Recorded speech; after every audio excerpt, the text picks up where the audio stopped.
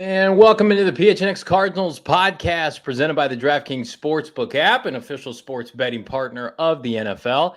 Do me a favor, don't forget to hit that like button, subscribe wherever you get your podcasts, leave us a 5-star review. I'm Johnny Venerable, joined by the returning Chierstin Susel on what figures to be one of the busier days of the offseason. So we had to bring Chierstin in to talk about everything going on. But first and foremost, Chierstin, how are you? I'm doing great, and I'm glad I feel like I get a little bit of closure on the Jordan Hicks situation and that I get to join today because I obviously have been a big fan of him. So to be able to say my final words now that he's no longer an Arizona Cardinal, thank you for giving me that opportunity. Of course. It was very fitting because for those of you who don't know, Chierstin and I had the pleasure and the opportunity to interview Jordan Hicks. When was it? The Saturday before the LA Rams playoff game. And I think technically we still have him under contract, maybe to do a couple more hits with us. So even though Jordan is not a Cardinal, maybe we'll bring him back. But, I'm burying the lead here. Jordan Hicks has been released by the Arizona Cardinals today. The team, they made a statement. This is not through leaks or media or sources. The Cardinals came out and said, we are releasing Jordan Hicks. And by doing so, they are saving $6.5 million against the cap. Just on surface level, Chierstin, what is your reaction to this news? Well, my first reaction is, why just release him? Is it because they weren't able to make a trade? Nobody was interested in him. And then by doing it now, are they just doing him a favor by just releasing him? Now you can go wherever you want to go, and it's far enough in advance where you kind of have a head start in free agency. So was that maybe as poorly as they have treated him at times, was this hey, we'll do you a little bit of a favor because we know that you're not going to be a part of what we are doing in the future? I mean, those are the first things that come to mind. Yeah. Jordan Hicks gave everything he had to this organization while he was here. And he might not have been the most talented guy. And certainly we probably would have liked to see Devon Collins, out on the field a little more, but you couldn't have asked for a better way to handle all of the situation, surrounding him beginning this time last year. So I hate to see him go. I am not, super surprised because, we were talking towards the end of the season. It's like, hey, listen, he's either going to stick around and he's going to play next year, or he's not going to be here next year. It's one or the other. And so I'm not totally shocked to see this move, but a little bit bummed, I guess, just because I like the guy. I just like the guy. And sometimes you just have those connections with people who you feel are good for the locker room. And I'm biased in that way because I just think he was a healthy addition to the locker room. Yeah, I do think that had he been on the roster, he's playing. And I think that plays a factor into this. Vance Joseph right now is still the defensive coordinator for this team. And so if that temptation is there for Vance, he's going to play Jordan Hicks over Devon Collins, who was the 16th overall pick. And Isaiah Simmons didn't start that playoff game. He's the 8th overall pick. To your initial question, was there a trade market? Well, when I'm seeing guys like Bobby Wagner released and then KJ Wright last offseason, the inside linebacker position, it's valued, but not in the same realm, of course, as a pass rusher or defensive lineman.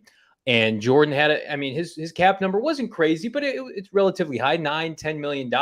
And of course, by doing so, they save over half of that. You just can't continue to plunge these kind of resources into a singular position and then not, reallocate, because you can't have Devon Collins, who next year is going to be making more money, not play. You have to know what you have in these younger players. And so I think that first and foremost, pure class from start to finish.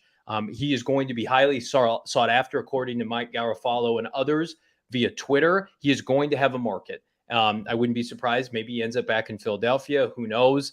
But we wish Jordan the best. I also think that, the Cardinals are in a position now where they have the unknown into 2022, and that's not an ideal place to be. Like, do you really know what you have in Zaven Collins, who wasn't playing over Joe Walker, Tanner Vallejo? Is Isaiah Simmons really an inside backer? I asked, I think it was Cliff at the Combine, both of those questions, and basically confirmed, like, we're not moving them positions. Because I said maybe move Zaven Collins on the outside, you lose Chandler Jones. That would allow you to keep Jordan Hicks, because I'll be honest with you, Chierstin, up until this point, I had to see it to believe it. I had to see them release him to move off of him before I believed that he wouldn't be a part of their plans, because he was such an integral part of this team. So this tells me Hicks, Simmons are your inside backers, for better or worse. You're gonna have to roll with them. I think maybe at one point you even said, as long as Vance Joseph is here, Jordan Hicks isn't going anywhere. So now we know that people beyond Vance Joseph have a say in that. Or maybe they're like, listen, we know that if he's on this roster, Vance, you're going to be playing him, and we're just going to nip that right now. Goodbye, Jordan. But part of me feels like you just have to clean house with the entire inside linebacker group to remove any and all temptation. Like, part of me feels like you can only have 2 inside backers on the roster at this point. Brandon in the chat, get your comments in the chat, guys. We really appreciate it. Thoughts on signing Bobby Wagner? I do not think this move was a prelude to signing Bobby Wagner. The Cardinals are doing this move, among others, and we'll talk about the other moves here in a second, to free up cap space, to sign, holes in the roster. For better or worse, when you spend the 8th pick and the 16th pick on guys, like, those shouldn't be holes. Those should be guarantees. Those should be Pro Bowlers and star players. So we're going with the 2 young guys is what the and I like it in a sense of, hey, the Cardinals need to clear up space. And if this was one move, I think that just made a ton of sense. If your first round draft picks are actually going to work out for you, which they certainly should.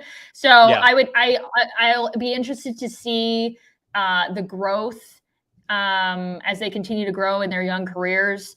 Particularly Zaven Collins, and see how things shape up next year. But by giving him the reins back and saying, okay, first it was talk, but now we're putting action this time around behind that talk and saying that you're our guy. And now there's no backup plan, right? And so it's sink or swim. You really are the guy. We want to see some growth, starting now. But that was just one area where it should have been a no-brainer. Release the guy, and $6.5 million. Now you've got towards your cap. Hicks had a career year last year, 116 tackles, 4 sacks. He wears down like a lot of older players do as the season goes on. But newsflash, most of the Cardinals roster was not great at the end of last year. So I don't want to put a lot of ownership on Jordan. He was the glue on the inside. Here's the question I have is, like, who's going to call the defense now for the Arizona Cardinals? Jordan Hicks has been there every single game for the past 48, 49 starts over the course of the last 3 years since 2019, calling this defense.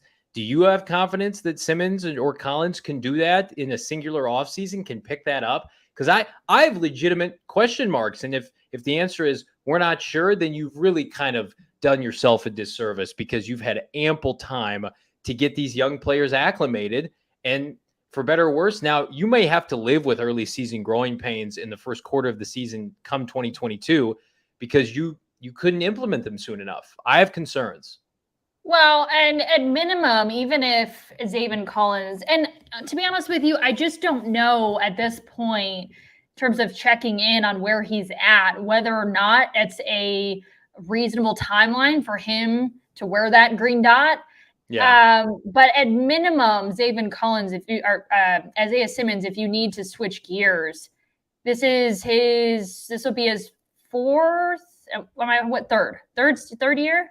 Third year. It feels like his fourth, but it's his third year. Third year. And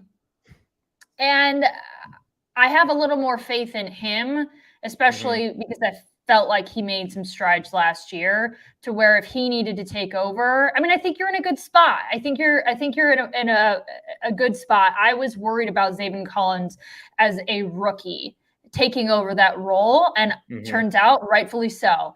This time around, you can't go into it with this blind faith, like, right? We don't know where the progress is in terms of taking over that role, but I feel a lot better about heading into this season than I did originally heading into last season with, Jordan Hicks, you're going to be the backup. Zaven Collins is our guy. I was like, oh my God, that's going to be growing pains. It was one of the most bizarre things when they were like, you're it, Zaven. We didn't bring this kid into redshirt. And then they were talking about trading Jordan Hicks or finding a trade. And then he just ends up starting again. Whatever, guys. Even though I like to boast about Zaven Collins being an academic All-American at the University of Tulsa. Now you gotta put those smarts to work, young man, because you will in part be thrusted into the lineup with additional responsibility. A lot of people are pointing out what you had mentioned, Chierstin, and that potentially have some of the other players on defense, like a Buda Baker, having a green dot on their helmet. I could definitely see that. I don't like this from Rick James 2345. Now we know that Keim is going to take a linebacker at 23. Yeah, he watched the scouting combine over the weekend and thought to himself, might as well just triple down, get another kid in here, maybe one of the Georgia linebackers.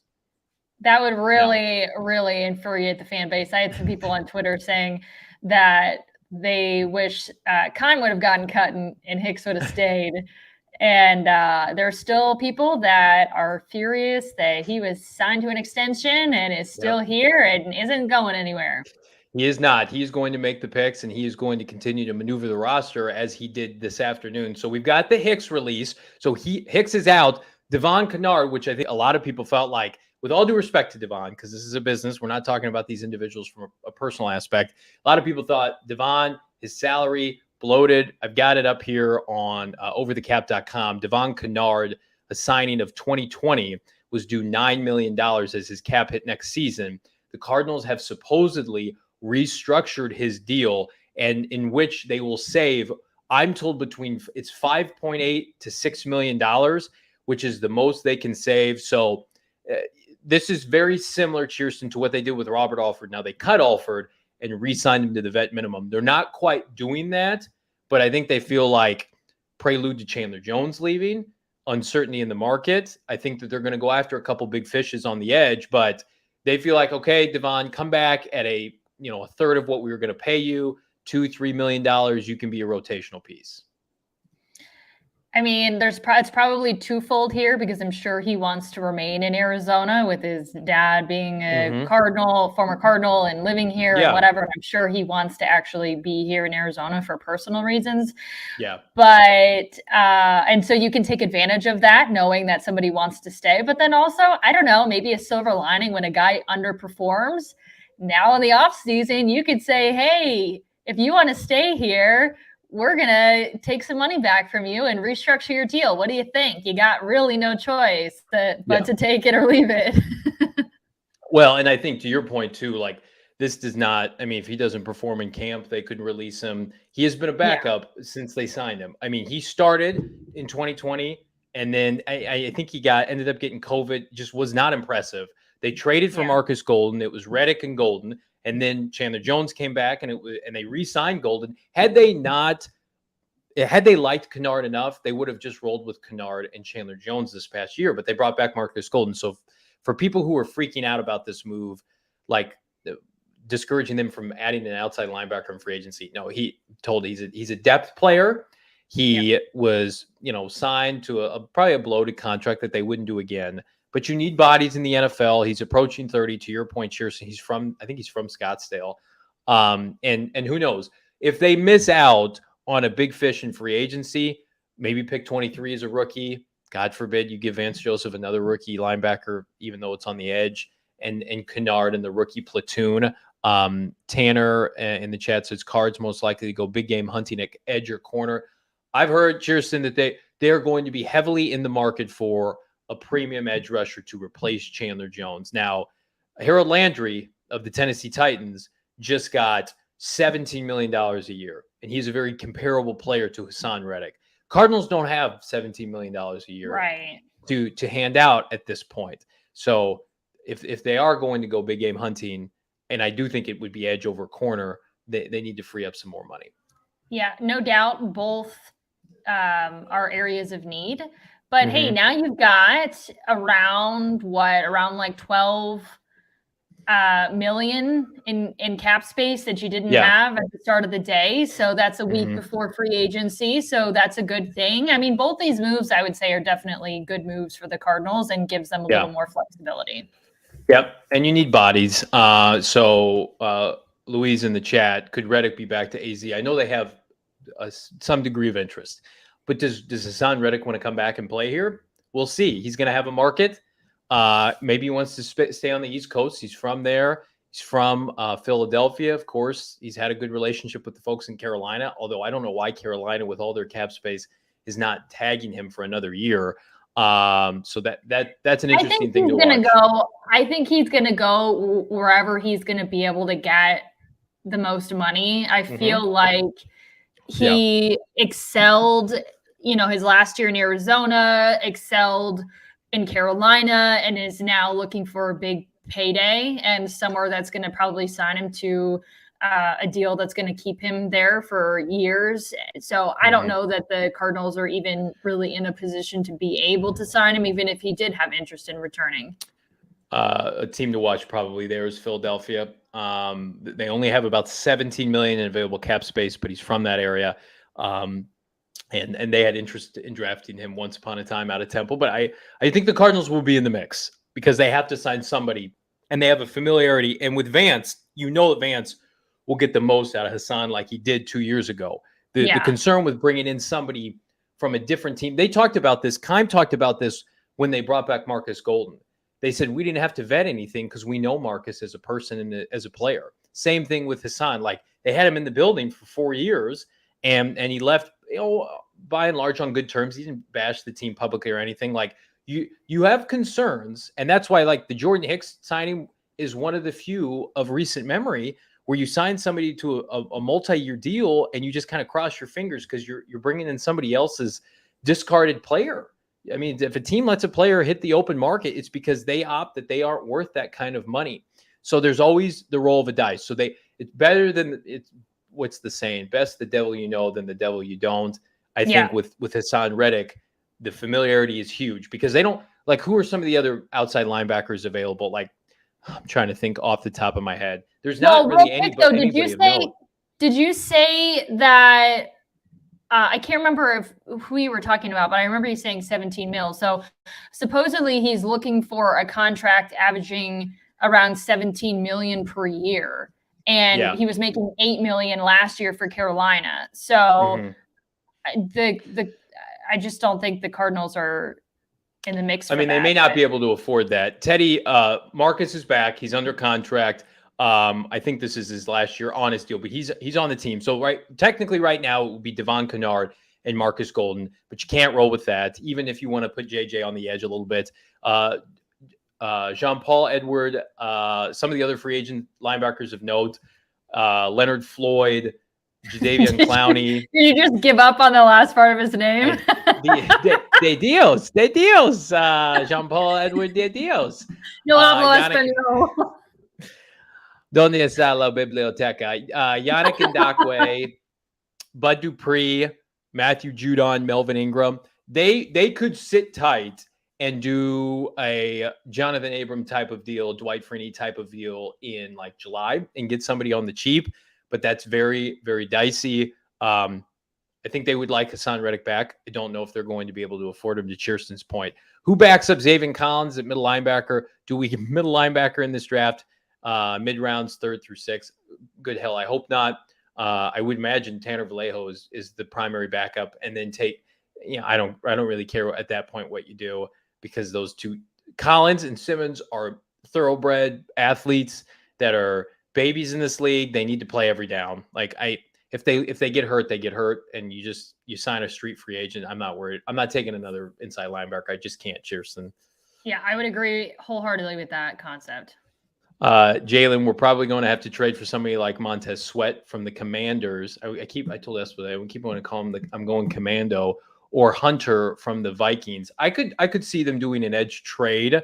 And Tyler says, what about a Khalil Mack trade? He just makes too much money. The problem is Vance asked so much of his backers. We saw for better or worse, like he asked them to drop in the coverage. Can Montez Sweat and Daniel Hunter from the Vikings like move in space? Hassan Reddick can. Hassan Reddick could bat balls down. He's great in the open field. That's why it was dumb that it was just dumb they let him go. They should have invested in him. So then you see Chandler Jones dropping into coverage, and everybody's like, what the hell's going on? For better or worse, Vance is your DC. So, like, give him a defensive end that can, or an outside linebacker that can move a little bit. But I think they'll be in on Reddick. I think they want Reddick back. I don't think they can afford him. That's my prediction right now. But they could make a couple other moves, Chierstin, to free up some money. But some of that money is going to go to Zach Ertz as we transition here. So yesterday, I put out a tweet, just kind of some rumblings I've been hearing is like, Cards are trying to get something done with Zach Ertz.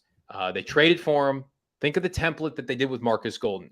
Traded for him, extended him in the offseason, right? They gave up a premium. Not a premium, but they gave up Tay Gowan and a fifth-round pick for Zach Ertz, or maybe even a fourth, and he was fantastic. He had 81 targets with the team, great fit, somebody who likes Kyler Murray and has spoken about liking and respecting Kyler Murray's talent. They do not want to let him go. And so I put it out there, they have interest in bringing him back. And then I'm trying to find the tweet here. While you find the tweet, let me just say, I'm not saying that he doesn't like Kyler Murray, but anybody who is a locker room kind of guy who's just like a nice guy is not publicly going to say anything bad about their quarterback. Yeah. And most guys in general, unless you are a diva and really have some beef with your quarterback and you're never going to play together again, maybe would you say something? So I'm not taking away from the fact that I'm sure he and Kyler have a great relationship. He did talk very highly of him, but I wouldn't expect him to say anything different at the same time. Absolutely. And he's pure class, and his wife is from here. He loves it here. And this is from Matt Verderame who's a national reporter for Fansided. He says, I'm told the Cardinals have been in talks with Zach Ertz. I've heard the same thing, and there's mutual interest in returning. If Ertz hits free agency, he'll have a big market. Mike Gesicki of the Dolphins, Dan Schultz of the Cowboys, David Njoku have all been tagged, which means Mr. Ertz would be the belle of the ball, especially when you consider like Gronk is kind of a free agent, but not really. He might retire. He's not going to sign a multi-year deal. Like, it's Ertz or nothing. So I was pretty consistent in my thought process, Chierstin, like, a week ago, 10 days ago, they're not signing anybody before free agency. Now it feels like if you let Ertz hit free agency, you're in huge trouble. So I think the pedal is to the metal right now. These funds are available right now. Let's get something done with, in my opinion, Kyler Murray's second most dependable safety net in the passing game when you compare him to DeAndre Hopkins. He will put up, if you give him a full season, and this probably speaks more to the dismal history of the tight end role in Arizona, he will put up historic numbers for this franchise next year. He was on pace for just under 1,000 yards, 11 games, 600 yards, with the Cardinals this year. I think this is a home run. I know people want to talk about Max Williams coming back. Max Williams, we love him, hasn't been able to stay healthy in 2 years. He started off great last year, but he's not a receiving threat like Ertz. I would be surprised if the Cardinals don't get an Ertz deal done in the next 3 to 4 days. Is Max Williams, is he going to hit free agency here? He is, yes. Mm-hmm. Okay. He's a free agent as well. And you know what? You might be able to bring him back once he proves he's healthy on a 1-year deal. Like, yeah, Max that's what I was just going to say right now. Yeah, I kind of feel like Max is another guy that, I mean, and I don't know, I guess I just don't know him that well, but I feel like there's a part of me that thinks he just really likes Arizona and thinks that since he hasn't really been healthy, that maybe he would come back on like a small 1-year deal to be able to just provide a little bit of depth at that position. But by no means would I feel comfortable letting Zach Ertz go and re-signing Max Williams. Like you just said it, there really is no other option, but also it's a great option. Like it is the best case scenario for you to have Zach Ertz, one of the best tight ends to ever play the game, and a great locker room guy, a guy that wants to be in Arizona, and his production on the field spoke for itself. And I feel like, that was just sort of scratching scratching the surface of the relationship that he has with, Kyler and getting involved in this offense and his relationship with Cliff and the rest of the team. And I would love to see him continue to play for this team. So the Cardinals are in a great spot. The fact that they have him, that he wants to stay, it's just a matter of, giving him some more money. And then hopefully I would like to see Max Williams signed to maybe a one-year deal as a backup. But outside of that, a backup tight end is not. It is what it is. But and that's where we're at. I hate to see Max Williams Cardinals go too, though. can't have that position either. Like they've never been able to. And this draft class is terrible. There's no, certified stud first round tight end. Certainly not anybody worthy of the 23rd pick. NFL AZ Cardinals says OJ Howard, Evan Ingram have untapped potential, and they can't argue for a max contract, maybe a prove it deal. I want security. I want stability. Zach Ertz had a 4 or 5 year stretch of just like 800 yards, 900 yards, 1,000 yards. For a franchise, the Cardinals have been horribly unproductive and ancient with regard to their production at tight end. Now you finally have one. You have to find a way to keep him. He's in his early 30s. Tight ends age relatively well. I don't think it's going to be this huge monster deal, but I think it would be. He is the one free agent, Chierstin. I'm anxious to get your thoughts. Above all, that I say you have to re-sign him. Everybody else, I'm sorry, I can find replacements for James Conner. I can find replacements for Chandler Jones. I know it's running back though. It does. I can't replace Zach Ertz. I just can't. You can't replace heart, which is what James Conner has. Okay, he plays with so much heart. He does. Passion. He does. I knew. But yeah, I agree. I think the last time I probably talked about it was a toss up between Ertz and James Conner. But I will admit that sometimes I let some bias in terms of players that I just really love to watch play football. Sure. And then what actually strategically makes the most sense. And that's why I'm not a front office person. But I would agree with you in terms of signing Zach Ertz. You need that position, and you can't beat the fact that he is reliable. And he's a reliable target, and just a point. It's just a veteran presence as well, and to be able to have that position locked up, especially when historically that hasn't been a position of strength. Absolutely, Zach Ertz above anybody else, but don't take anything away from James Conner because I think they need to resign him. if they can find a common ground, Keim has missed on so many free agent running backs. Rashad Mendenhall, the bad contract to David Johnson. We saw Kenyon Drake get overpaid by the Raiders last offseason. That did not go well for them, right? This running back class has plenty of capable players, second, third, fourth round, that you can pair. If I'm Steve, I'm following my own advice from a year ago. He got James Conner in early April for a 1-year deal for almost the vet minimum. Matt Prater was signed for relatively low money. AJ Green, say what you want about him. 1-year prove-it deals. I think we will see strategic moves like Ertz will be signed to a multi-year contract. I believe that. And I think they've got one big splurge move on the defensive side within maybe an outside linebacker. That's going to be it. Outside, I don't think they're going to have the funds or the draft capital to trade for Amari Cooper. Everything else I think is going to be flyer deals. And if I'm a fan, don't be discouraged by that, because your bread and butter was made off of that last offseason, and you got a certain quarterback that you may have to extend pretty soon. So funds are limited here, Chierstin. So that's all I'm going to say. I better do a read at some point. Chierstin, have you been watching your ASU Sun Devils play in the Pac-12 tournament at all? I think they're playing right now, so no, I have not. Gotcha. I think they ended up. I think they won. Shane was really excited, so I'm guessing they won. But if you're not on the DraftKings Sportsbook app, laying some coin down, you are missing out. Ready to feel the excitement of the conference championship? No, they lost by 1. Oh no! What happened? Did they buzzer at the buzzer? What happened? Does anybody know? It happened while we were doing this show. I just looked up the final score: 71. Oh, Rick James says they blew it. Oh no! Shane was like talking about they were on fire from 3 right before we start. I'm like, oh, they're good. They lost. Holy shit. Well, I hope you didn't have them on the DraftKings Sportsbook app using that promo code PHNX. Bet $5 on any team to win 200 in free bets. It's that simple. If you win, they win. DraftKings customers can also bet on, of course, college hoops, the same game parlay. The more legs you add, the more money you can win. DraftKings, safe, secure, and reliable. Best of all, you can deposit and withdraw your cash whenever you want, unless you bet on ASU and then you don't have any monies.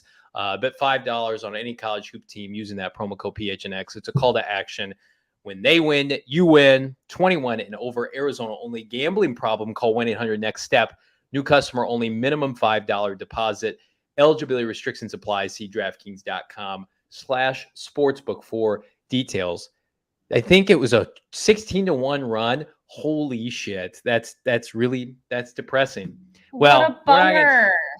We're not gonna dwell on that. We can consult Shane after the show. Louise asked, do you think they were making any O-line moves? Pugh or Murray cuts, Humphrey extension. I think DJ Humphreys getting extended to lower his cap hit of $19 million this year is something they're definitely interested in doing. Kicking it out 2 more years, Chierstin, lowering that figure, having stability. He's still young. DJ Humphreys came into this league when he was like 20 years old or something. He was a baby, so he's still under 30. Justin Pugh is another name to watch. I would put him in that Jordan Hicks category of good player, solid player, makes a lot of money. Chierstin, right now, Pugh makes, he's got a cap hit of almost $12 million. But you don't have anybody, you don't have a Xavier or Isaiah to replace him. What would you do? Remember, he took a pay cut last year. I know. I was just about to say, he already took a pay cut, so I don't know. I mean, that's a tough one. I mean, I would like to just sort of see them keep that core crew together. Yeah. I do think they're going to upgrade right guard. I think draft pick, right guard, battling Josh Jones. You know, Kelvin Beacham's probably your right tackle. You're in good shape there. But if you cut Justin Pugh, like, you need 2 guards now. That's not a good place to be. Plus, it's not a great free agency class there's a bunch of 30-year-olds. So Pugh would be valued on the open market. No doubt. No doubt. I mean, I don't know. I don't have a problem with Pugh at all. So, I mean, I would like to see him stay, and I would like to see DJ Humphreys extended for sure. I mean, those are just my initial thoughts. Yeah.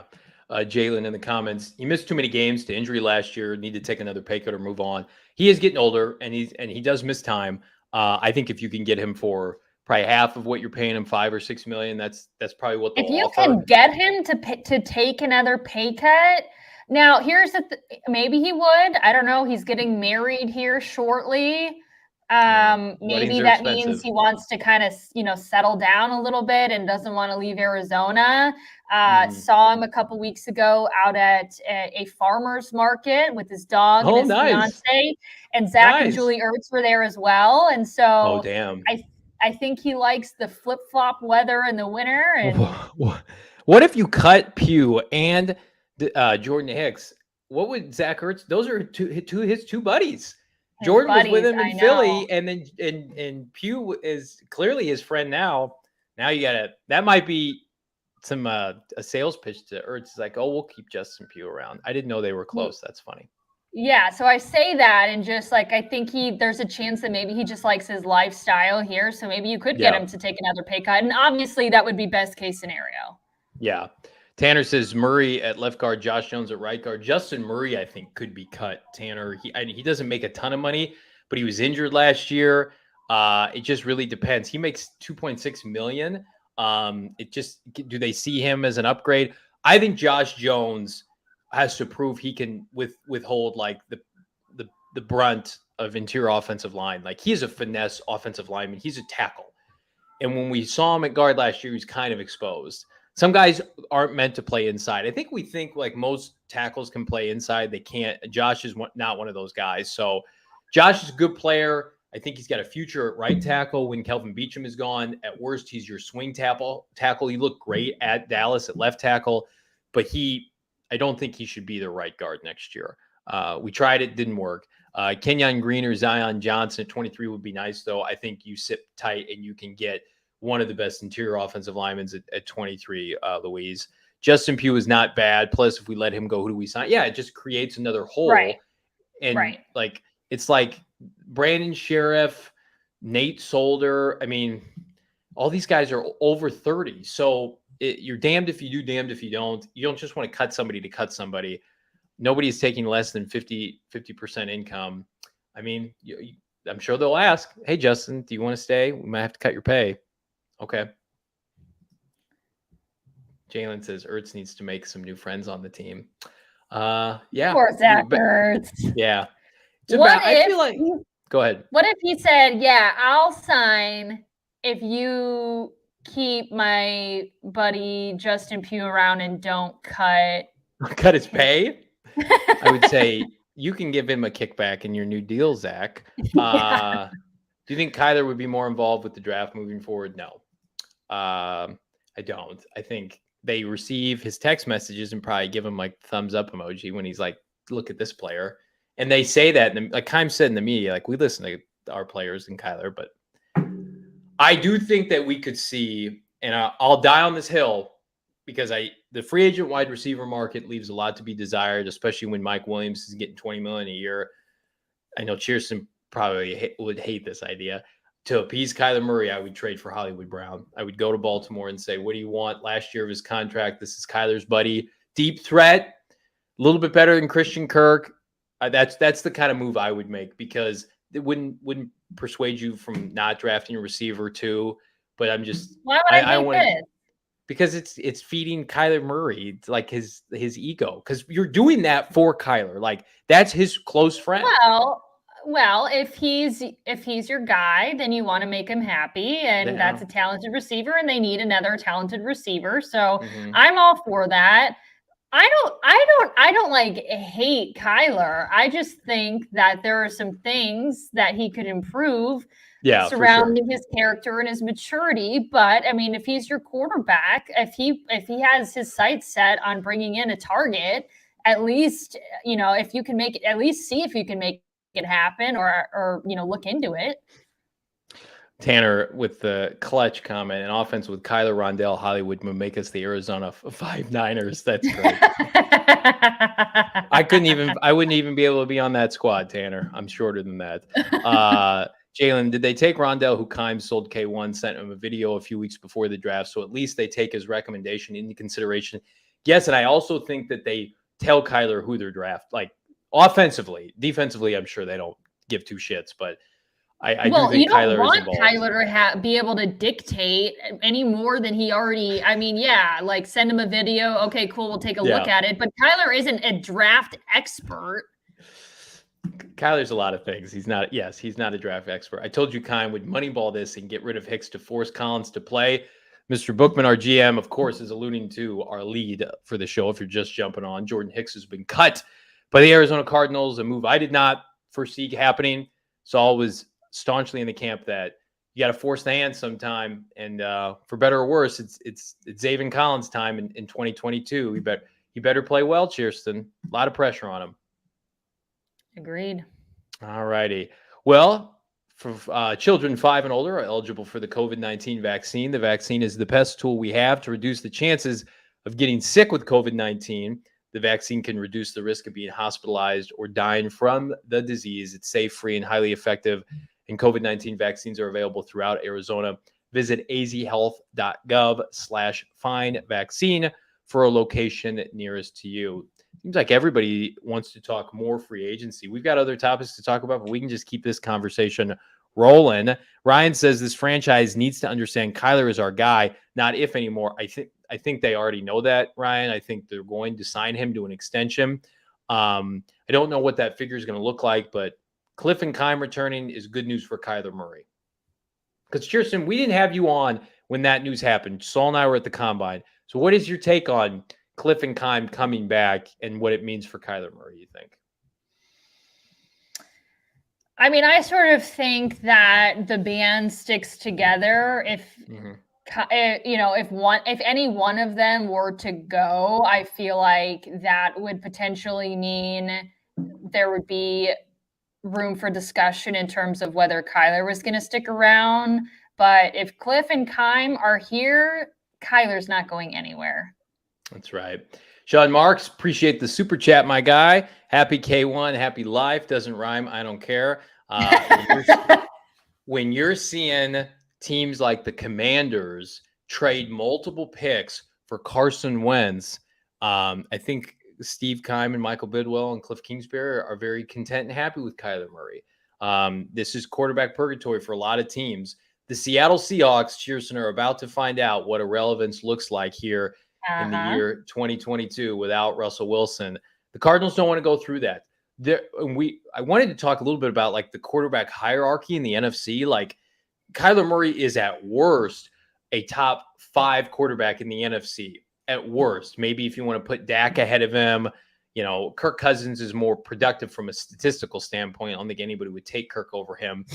The Cardinals, if they just status quo, are, I believe, a default playoff team with the 7 seeds that they have in the NFC. So like if you're Michael Bidwell, whose franchise is allergic historically to the playoffs, you're keeping Kyler Murray. You're trying to just be relevant because now you've got a team that is irrelevant. You've got a team in San Francisco. The goal is to just be relevant.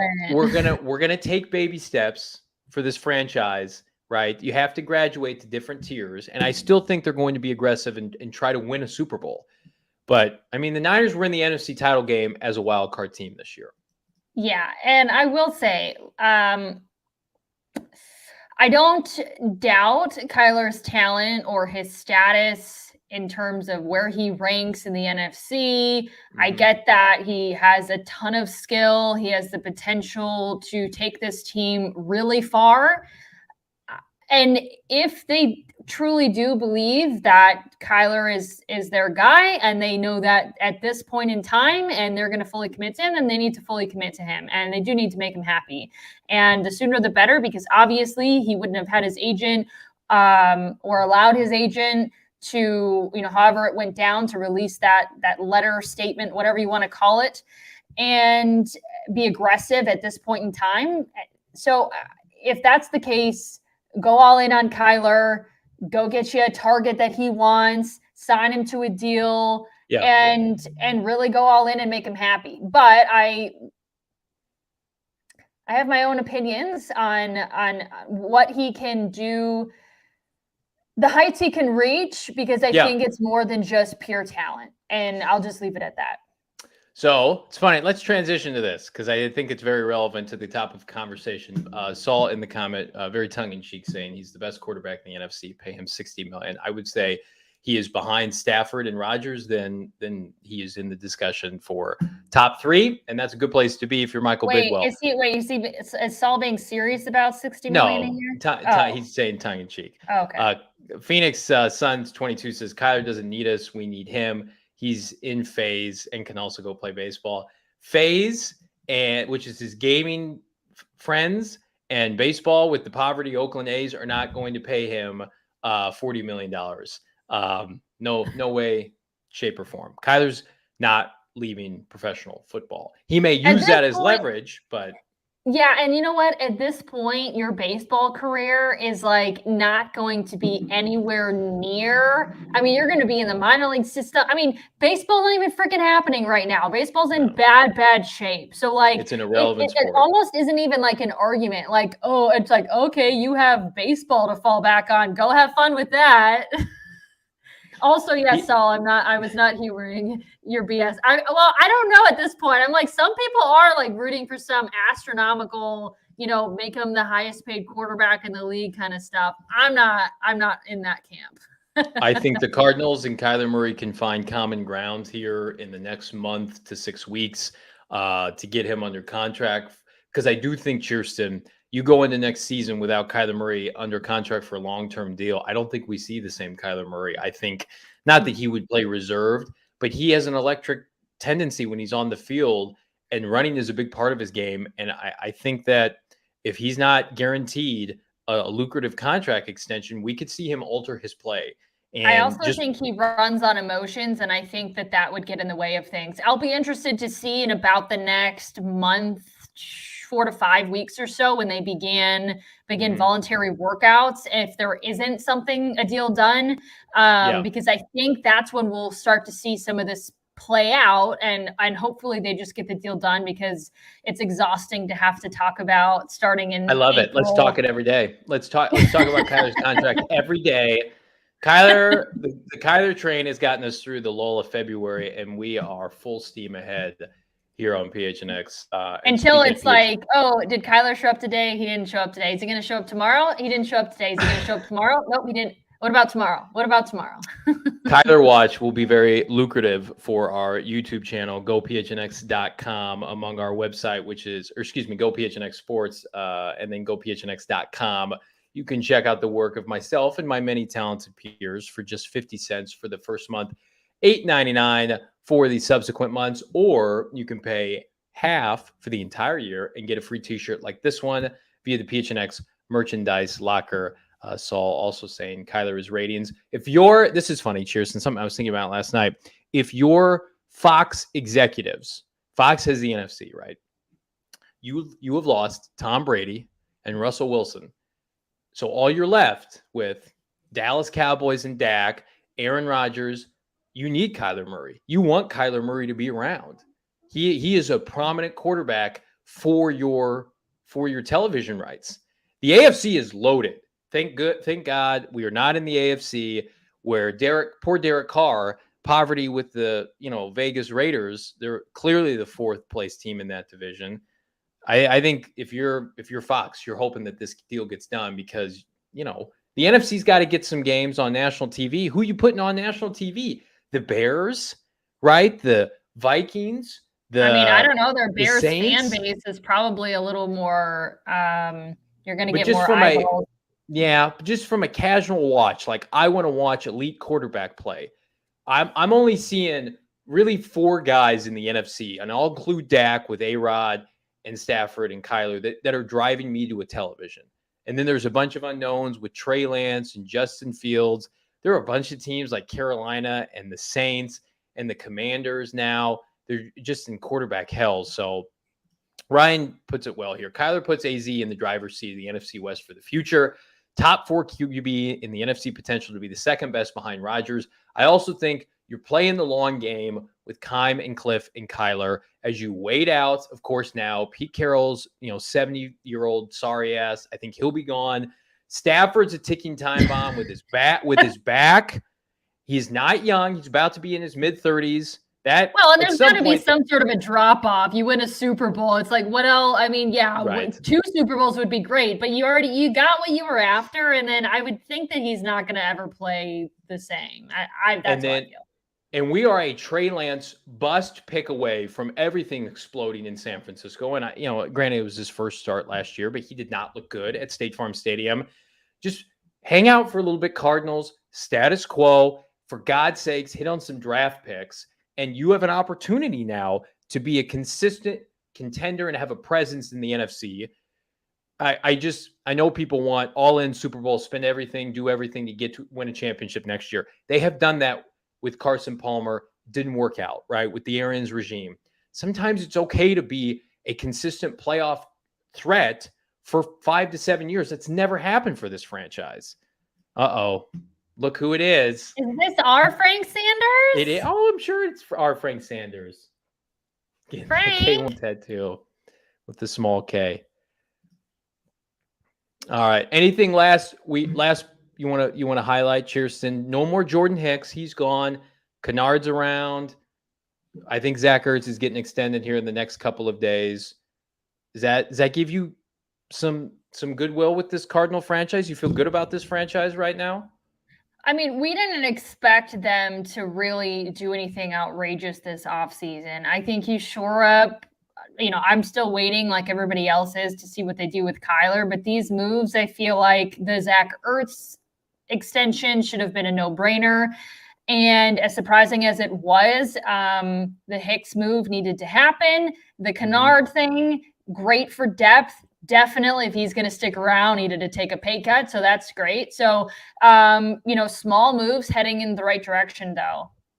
Absolutely. The Cardinals are getting some breathing room as it relates to the salary cap ahead of NFL free agency, which, of course, it does not begin a week from today. It begins on Monday. The legal tampering period is when deals get done because they're all being negotiated right now, and then they begin to leak out. So next Monday, go PHNX.com, PHNX Cardinals Live. We will have live breaking news podcasts, emergency pods, which are my favorite kind of podcasts to do as the Cardinals make their moves, whether they trade a player, acquire a player, cut a player. I think all of it and everything is on the table. But for now, be sure to like, subscribe, leave us a 5-star review anywhere you get your podcast.